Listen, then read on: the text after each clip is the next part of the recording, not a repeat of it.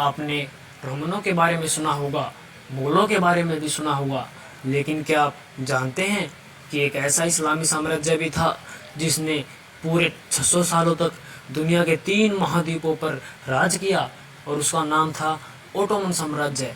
इसकी शुरुआत एक छोटे से तुर्की कबीले से हुई थी और इसका अंत एक नए देश तुर्की की शुरुआत से हुआ। चलिए 600 सालों की इस कहानी को आसान भाषा में समझते हैं। 13वीं शताब्दी के अंत में जब इस्लामी दुनिया मुगलों के हमलों से टूटी हुई थी, तब एक तुर्की सरदार उभरा, उस्मान बे। उस्मान ने धीरे धीरे आसपास के ईसाइयों और मुस्लिमों इलाकों पर कब्जा करना शुरू किया। 1299 में उसने खुद को स्वतंत्र घोषित किया और ओटोमन एम्पायर की नींव रखी। यह नाम उस्मान से ही आया, ओटोमन उस्मान अली। यह नाम उस्मान खुद एक पढ़ा लिखा आदमी नहीं था, लेकिन उसने अपने राज्य की नींव बुद्धिमानी से रखी। उस्मान के बाद उसके छोटे बेटे ओरहन, फिर मुराद और फिर बेयजीद ने इस सल्तनत को और बड़ा किया।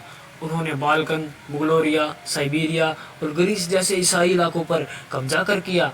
इनकी सबसे बड़ी ताकत थी घुड़सवार सेना और जैनसियर्सिस नामक इलाइट सेना, जो बचपन से सैनिक बनाकर तैयार की जाती थी। जैनसरीज असल में ईसाई बच्चों को जबरन मुस्लिम बनाकर बनाए जाते थे, जिसे डेवहराइन सिस्टम कहते थे। 1453 में एक बड़ा ऐतिहासिक मोड़ आया। सुल्तान मोहम्मद द्वितीय ने दुनिया के सबसे मजबूत शहर कॉन्स्टेंटिनोपल पर हमला कर दिया। बाइजेंटाइन एम्पायर की राजधानी को घेर कर भारी तोपों से दीवारों को तोड़ा गया।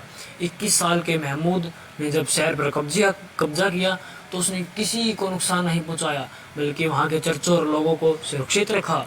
कॉन्स्टेंटिनोपल का नाम तब हुआ इस्तानबुल और ओटोमन एम्पायर बन गया एक वैश्विक शक्ति। अब आया साम्राज्य का सबसे सुनहरा दौर, सुल्तान सुलेमान महान का शासन। वो न सिर्फ विजेता था, बल्कि एक कानून निर्माता, कवि और कलाकारों का संरक्षक भी था। उसके शासन में ओटोमन साम्राज्य यूरोप, एशिया और अफ्रीका तीनों महाद्वीपों में फैल चुका था। उसने विशाल मस्जिदें, स्कूल, अस्पताल और पुल बनवाए, जिनमें आज भी लाखों लोग जाते हैं।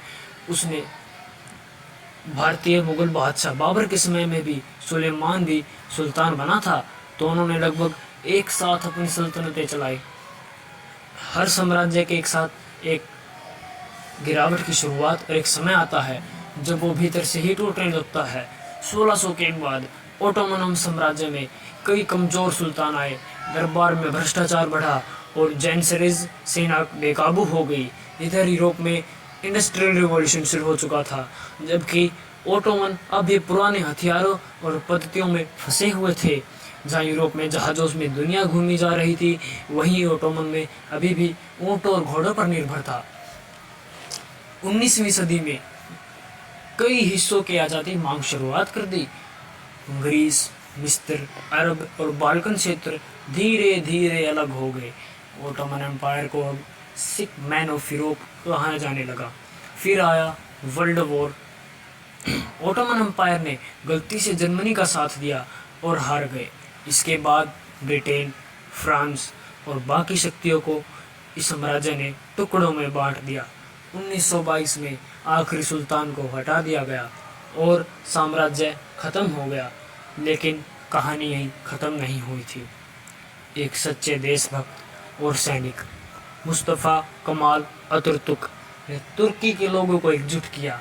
उन्होंने सुल्तान शाही खत्म की और 1923 में रिपब्लिक ऑफ तुर्की की स्थापना की। अतातुर्क ने आधुनिक स्कूल, कानून, यूनिफॉर्म, भाषा सुधार और महिलाओं को अधिकार दिए जैसे कई अनेकों काम किए।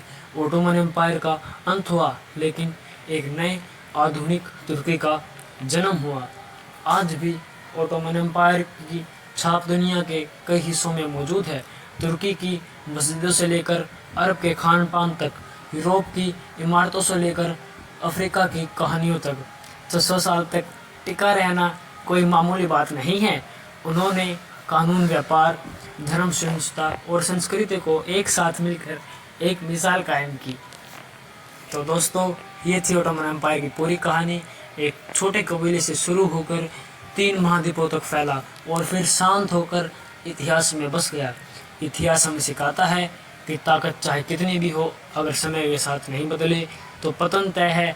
मिलते हैं अगली एक नई कहानी में।